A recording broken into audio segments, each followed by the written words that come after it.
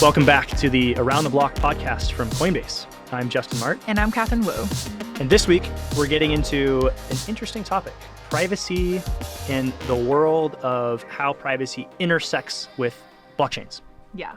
And I'm extra excited because we have on, honestly, a guest I'm so excited about, Jill Gunter, who's one of my really close friends, actually one of my first friends in crypto, and also just one of the most, I think, articulate people when it comes to things that she's an expert on, which is really like the intersection of crypto and privacy and economics, and just someone that I've both been friends with and admired for a really long time. This is the time to have an articulate guest because this topic's kind of a scary one, like privacy and zero knowledge proof, scary words. Yeah. So I'm also excited to dive into it. Yeah. So let's get going. Awesome.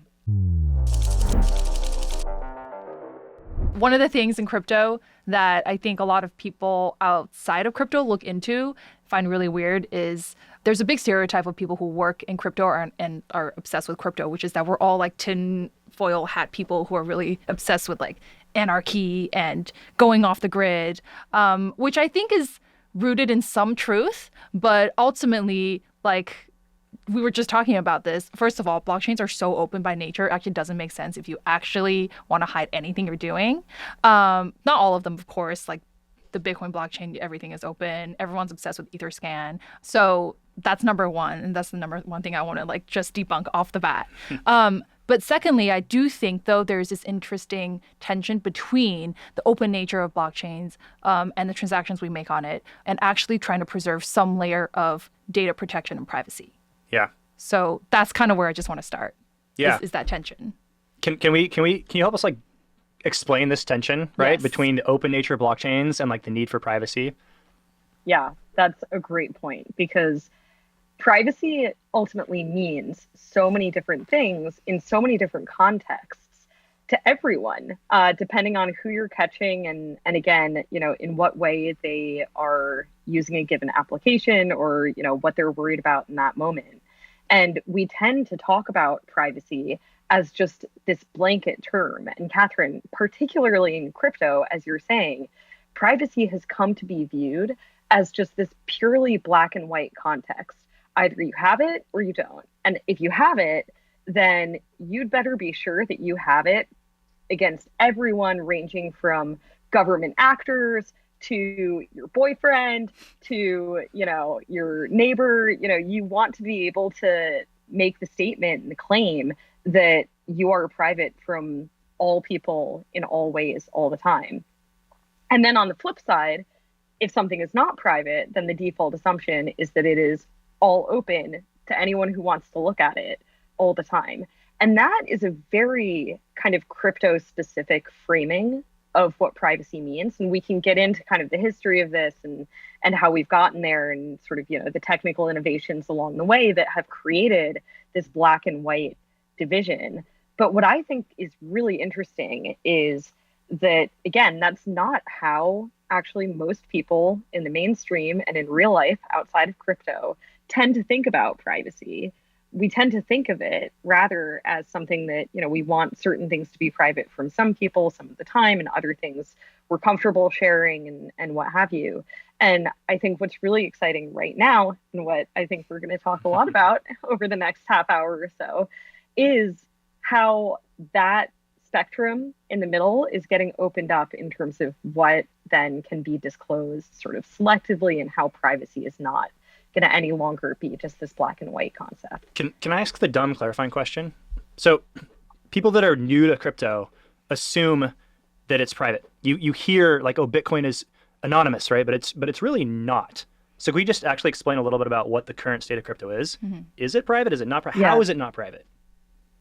Yeah, well, so I think it's kind of funny when talking about this to go back in time a little bit and look historically at, the origins of Bitcoin, going back to 2008, 2009. It was framed as digital anonymous cash. There are a lot of things that means, but in particular, we can pull out the word anonymous there. What happens when you have a system where you don't necessarily have a name or personal identifying information tied to the assets that you own online, or the transactions that you're making. That was not something that was possible. We had, of course, notions of online payment and online banking prior to 2008, 2009. But all of those involved intermediaries where, again, you're tying personal identifying information to it.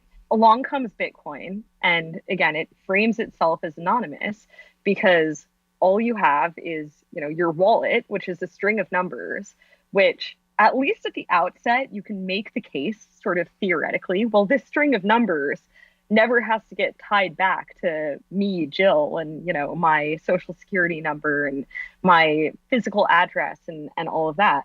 And so at the beginning, it was very easy to sort of frame Bitcoin as, it's this anonymous peer-to-peer digital cash. Of course, lo and behold, what did that make a lot of people think it was good for? Buying drugs on the internet. I think most people are kind of familiar Anonymous, with shadowy the supercoders. intertwining. Yeah, exactly. The intertwining of Bitcoin with the Silk Road in the early days. But, of course, lo and behold, the Silk Road got busted, as did a lot of people who were peddling drugs online in exchange for Bitcoin. And how did they get busted? It was because of this fact that actually, at the end of the day, it's not that hard in most cases to tie that string of numbers back to Jill, back to my social security number, back to my physical address, if you have sort of the right techniques of doing traffic analysis. And also if you account for the fact that at some point, probably at least today, certainly in 2021, I have probably bought Bitcoin from an exchange that does have my name and address and all of that on file. It's so under discussed because there's so many headlines that's like, oh, so-and-so like hacked, this company or this person is demanding ransom in the form of Bitcoin. And they actually almost always get busted. And then when they do get busted, it's like, oh my God, how did they know? And it's like, well, if you actually knew how the Bitcoin blockchain worked, that's not surprising, literally at all. So there's like a sense of privacy because, again, it's a string of numbers that your address is and that these transactions are. But people with the technology and the tools and the sophistication can kind of pierce through that veil and figure it out. So it's not very private, right? It's not very private. But at the same time, I think if we were, now understanding the open nature of blockchains, if we were to bring a semblance of privacy and data control into blockchain, what does that actually look like? What are some of the innovations that are happening right now, Jill? Again, just sort of going back chronologically, if you look at the first few innovations that came along that offered a notion of privacy in conjunction with these open blockchain systems, you can point to Zcash and Monero, which are branded as privacy coins, rightly so, because they guarantee some level of privacy. And specifically what that means is, if you look at the way that blockchains work, part of the way that they have worked in general, looking at Bitcoin as kind of the first and the best example of this, is they work because they broadcast transactions to the world at large, right? To the general public. And that's a part of how the sort of consensus mechanism works. That's a part of how you can have a decentralized system that all stays on the same page about who owns what and who owes what to whom and whatever. And so what needed to be done was, we needed a way of reconciling the fact that we needed an open broadcast system that at the same time did not actually share all of the details about what was true about the state of the world as it exists within this blockchain ledger. And so that, kind of at a high level is what Zcash and Monero came along and to a large extent have solved. Now, Zcash and Monero, though it's worth noting, very much fall into that category on kind of the black and white spectrum that I laid out earlier of coins that are aspiring to have all things be private to all people all the time. And so while I think it's important that they have opened up that optionality, I think that there's a lot more innovation that's going to come down the pipeline and happen, again, sort of all along that spectrum of what people may want to have private and not. Yeah, I think we're excited about the innovation you mentioned. What are the innovative things around privacy that are happening? I see two directions we can go from here, right? We can go into how are we achieving privacy, or we can talk high level on why privacy matters. Which one do you want to tackle first? I think choose your own adventure. Yeah, seriously, I love this. I always am a fan of tackling why it matters first, because I think that so often in crypto. So much of the technology is sort of like mind-blowing and moon mathy and whatever. It can be fun to just end up down those rabbit holes, but then we lose all sense of like, wait, why does anyone care? Why does anyone want this? Solutions without a problem. Yes, exactly. Yeah, let's start with the hard part first, which is why does anyone care? So to dive into that a little bit, I mean, you can think of good reasons why people would have cared in the first place about Zcash and Monero coming along. And that doesn't just have to do with sort of some of the illicit use cases that we alluded to earlier, although those may be also in that category. But, you can think of a lot of the other sort of canonical use cases of Bitcoin and cryptocurrency that have been talked about since they've existed, things like, government sort of resistant payments mechanisms and forms of asset ownership. If you think about refugees who maybe have spoken out against their government, crossing borders and wanting to take their assets with them, use cases like this that I think for so many of us in the crypto space, long been sort of the aspirational, like what we're really passionate about seeing this technology used for. There, you may actually really want resistance and privacy when it comes to even government actors.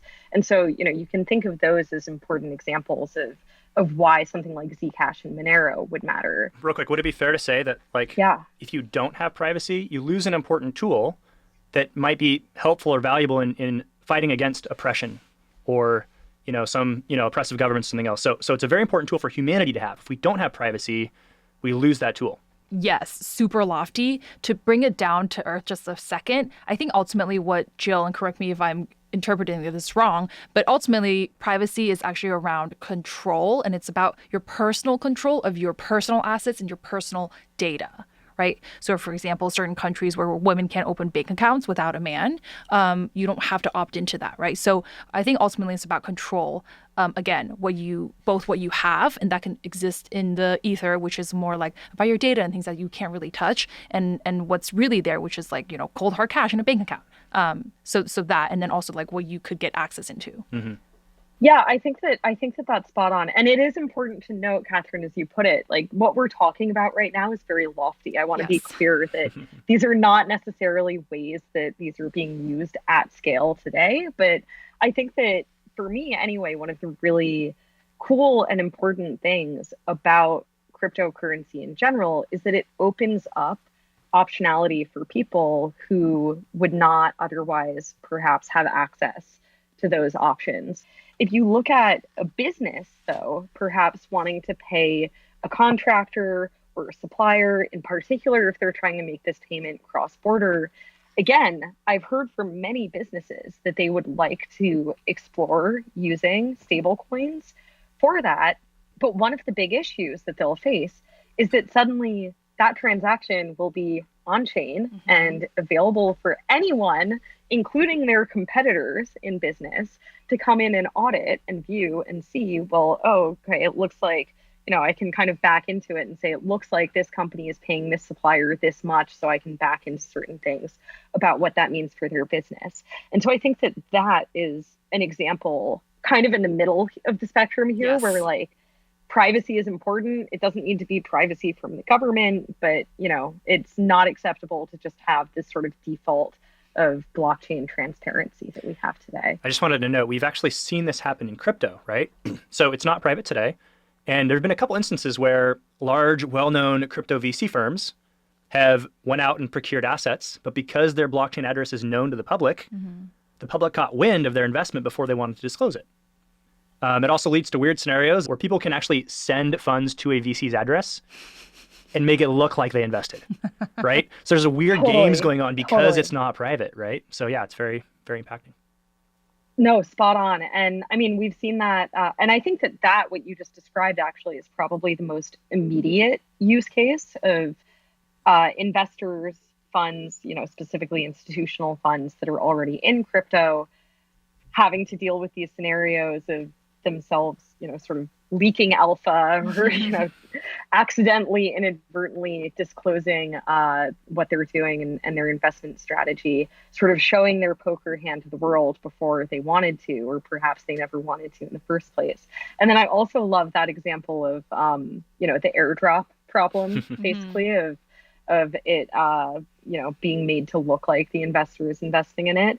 I think similarly, you can point to things like, the airdrops to figure like Vitalik Buterin as well, right? Shiba, Where was it Shiba? Yes, Shiba, exactly. Oh my gosh, yeah. And didn't he end up basically attempting to liquidate all of it and donating it to the quick story, right? Causes. When Shiba was created, the creator sent, I think, half of the entire Shiba supply to Vitalik. And it was like well known that it was like, an airdrop to Vitalik. They just wanted his name associated with the project. They wanted him to get excited about it. And his address is known. He had no say in this. He was just a bystander to this transaction. He had no, he didn't comply. He didn't agree to for this to happen. And so, of course, when Shiba blew up and there's all this fervor around it, he decided to liquidate it, and then ended up donating a lot of it as well as a way of washing his hands of the project. But the entire point remains, that address is known, it's public, people can take advantage of that. But just to reel it back in for a second, I don't think it's ever possible to technically stop someone from depositing something to another person's address, right? So, and I don't necessarily think that that's what we're trying to stop anyway. I think what we're more trying to stop, again, goes back to this idea of like controlling what you want or not want to share. In comes what I wanted to talk to about today in detail, which is the invention of zero knowledge proofs. So let's not be scared of that word. Yeah. Let's dig into it. The solutions, yeah. Yeah, absolutely. So getting into kind of how any of this is made possible in terms of keeping things private and yet still being able to have this open blockchain ledger and so forth. Exactly, Catherine. We can dive into zero knowledge proofs here. And so what zero knowledge proofs essentially are is they allow someone to prove that they know something without actually giving up the information that they know. In this case, what we're talking about is proving that the state of the blockchain ledger is true and works out and makes sense. And I own the assets that I say I do. And Catherine can spend the assets that, she says that she can spend and so forth, without disclosing actually what all of that underlying information is. And so that's one of the foundational technologies, that's being used in a lot of these applications. My nerdy side lights up this topic because I think it's black magic. It's super cool. And there's like a lot of math involved. So I'm like all about this, right? Totally. But I also feel like, boy, is it really challenging to understand the nuts and bolts. I love the way you explained it though, right? It's a way to kind of prove the correctness of a system without revealing anything about the system, right? And blockchains have this unique challenge. Like we have to make sure that anybody can participate in the blockchain. It's a decentralized system. Nobody controls it. So everybody has to independently verify the truth of the system. But how can you do that while retaining privacy? Because to know the truth of the system, you have to kind of have all the inputs. You have to know what the math is. You have to look at the math yourself. And so this black box zero knowledge proof thing is this fancy way to do that with a bunch of trickery and advanced math, right? So again, I love it.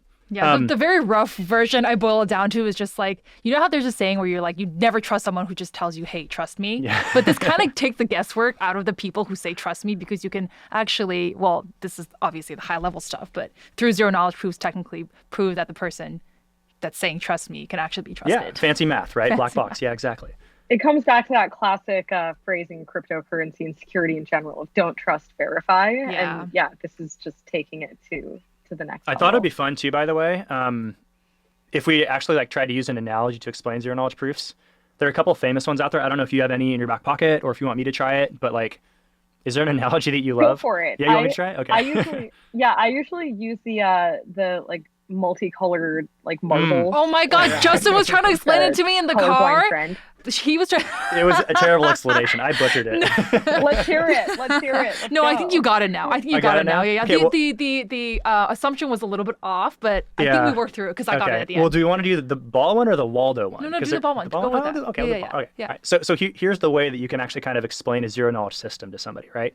So, Jill, we're going to pretend that you're colorblind, and I'm not. Indeed. And there are two identical balls that are actually different colors, but you don't know this. So to you, the balls just look gray and bland. And I tell you, hey, Jill, I can distinguish between these balls. They are, in fact, different colors.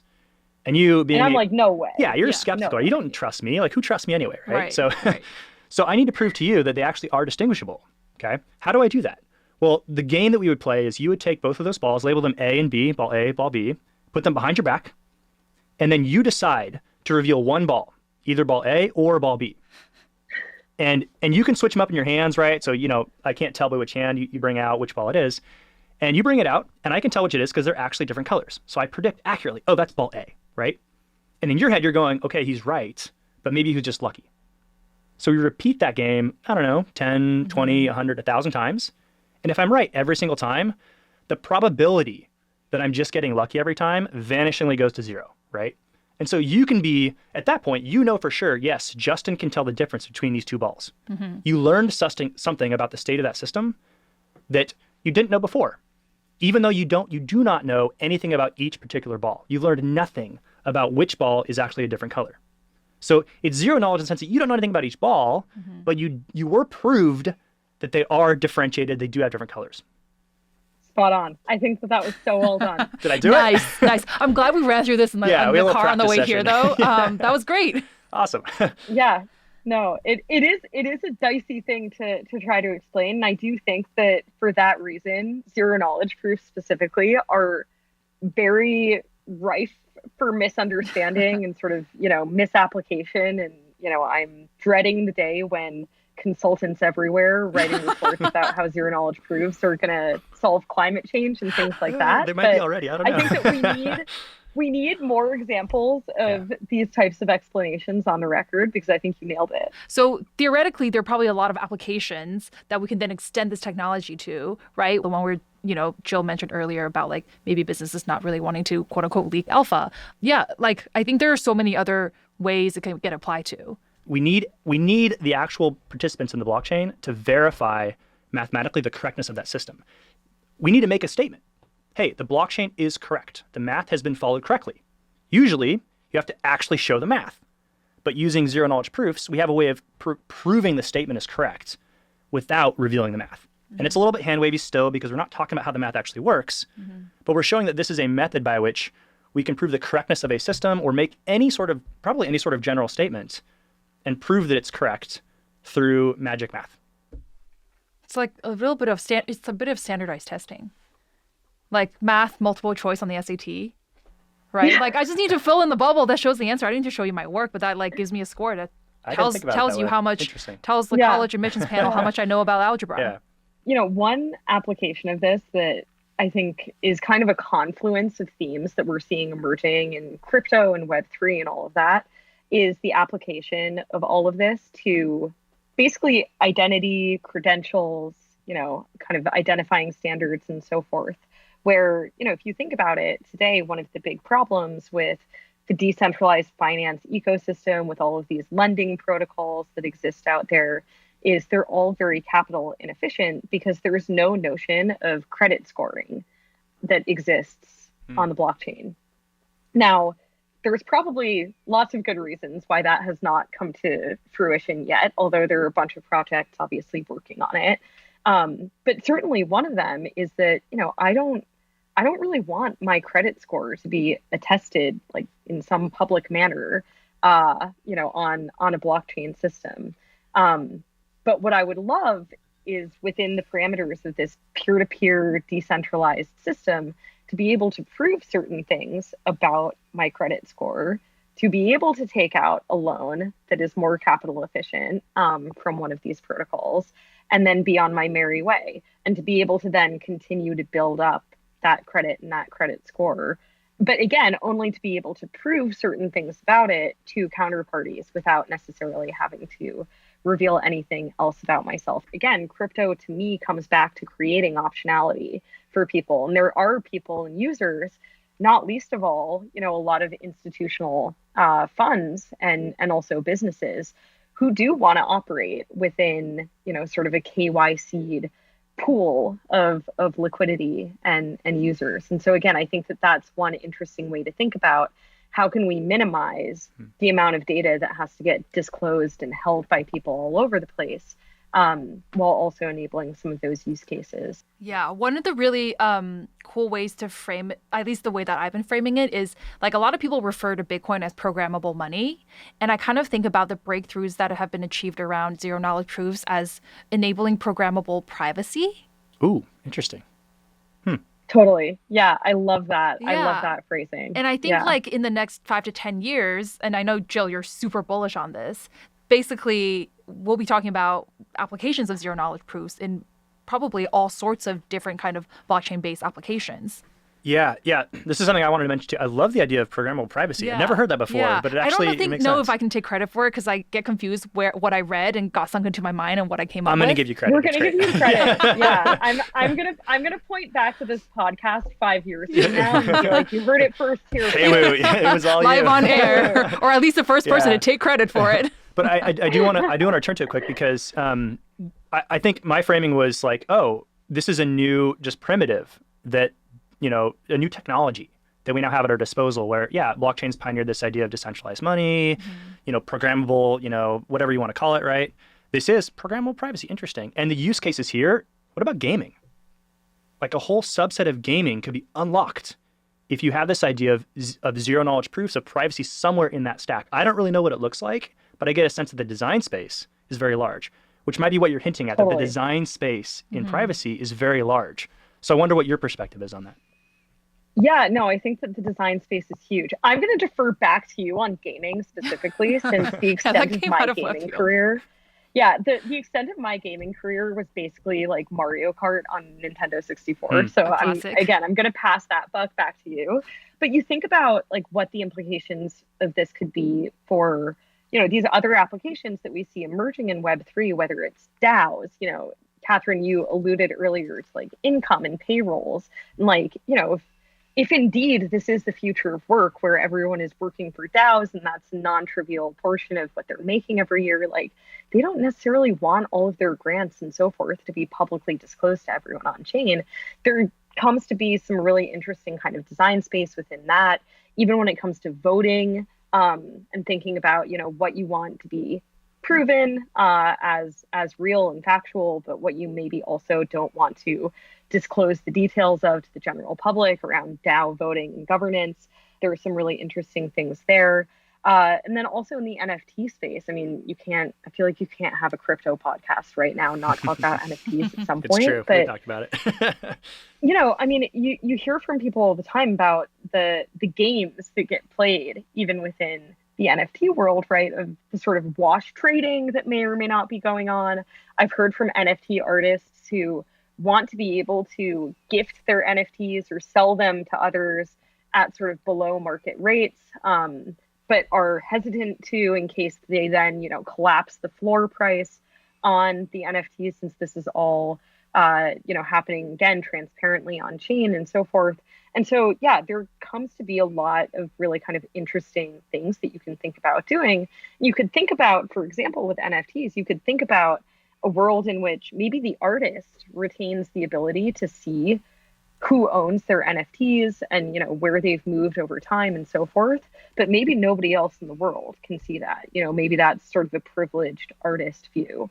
And again, to your point around the design space, that is what I am most excited about in all of this, is I think that just the realm of possibility gets opened up in this really new way. But I'm going to pass it back to you because I want to hear on the gaming front what you have in mind. But I mean, I think it goes back to the idea that, again, what first got me excited about Bitcoin, by the way, wasn't necessarily digital money. It was the idea that it's programmable money. And I was always drawn to the aspect that, oh my gosh, the programmable side of things is an order of magnitude more exciting than just the one application, because so many more things are going to come from that. And now we're seeing it happen. Ethereum is a smart contract platform. Now we have programmable privacy. What does that mean? I don't really know. We have one glimmer with Dark Forest and gaming, but this is a brand new Lego piece that everybody can use to build in new game mechanics, new use cases in finance, pick your poison, right? So probably a very large emerging field that we're going to see come about over the next couple of years. And it's easy to kind of run amok with all of the exciting possibilities, and then you have to come back to kind of the reality of what's actually possible today. But it does remind me a lot of the early days of Ethereum, right? When you first started hearing about this world computer, and what does it mean that we're going to have these programmable assets and all of these new primitives on this blockchain and whatnot.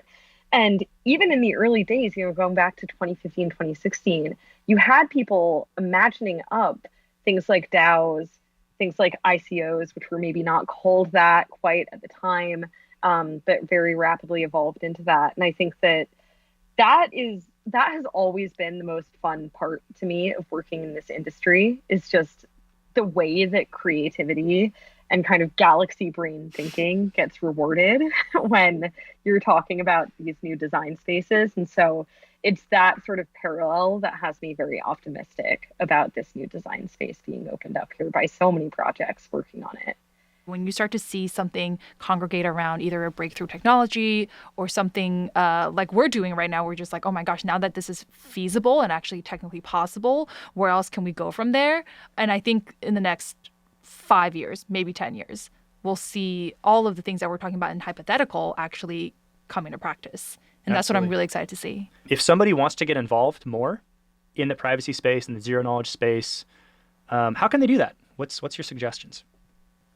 Yeah, absolutely. So I would say, first of all, start following the projects that are out there working on this. Again, you have kind of the OG projects like Zcash and Monero, and then you have a whole plethora of new projects out there, things like Ironfish, Penumbra, Secret Network, Alio, just tons of projects that are working on this space. And I think that's one of the most exciting things to me, is it's this huge opportunity, this huge design space, and you have so many different projects just starting to work on it from all of these different angles. So start following them, join their Discords, read the content that they're putting out.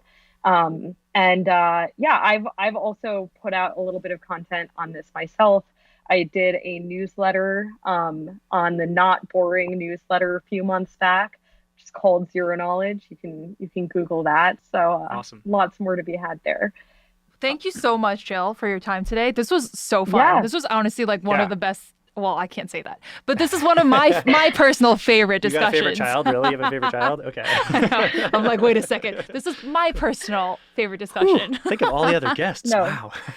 Just kidding. This was great, guys. Thank you so much. What an amazing conversation. I love that. I mean, Jill's the best. I said that in the beginning. You said it. You were correct. Yeah. Very articulate, knows a lot about the space. Yeah. I think for me, the takeaway was the world of privacy isn't just about keeping your financial data private. Mm-hmm. It's a whole universe. It's programmable privacy. We've said that like 20 times, but it's a great way to put it. Ding, ding, ding, ding. Yeah. So there's a whole universe coming out. I'm super excited to see what's going to get built in the next, call it 2 to 5 years. Yeah. And I what think that the world's gonna look potential like. that zero knowledge proofs can really unleash is ways we can't even imagine today. Yeah. Well, I hope you guys found it enlightening too. Did we ask all the right questions? Are you curious about something? Hit us back, comment at us, and be sure to listen to us and subscribe wherever you listen to podcasts, and also YouTube. We also have a landing page at coinbase.com/aroundtheblock, where we also have long-form research, sometimes related to the topics that we discuss on the podcast. So make sure to check that out. And hit us back next week for more. Today's conversation is for informational purposes only and does not constitute legal or investment advice. Actual results may vary materially from any forward-looking statements made and are subject to risks and uncertainties.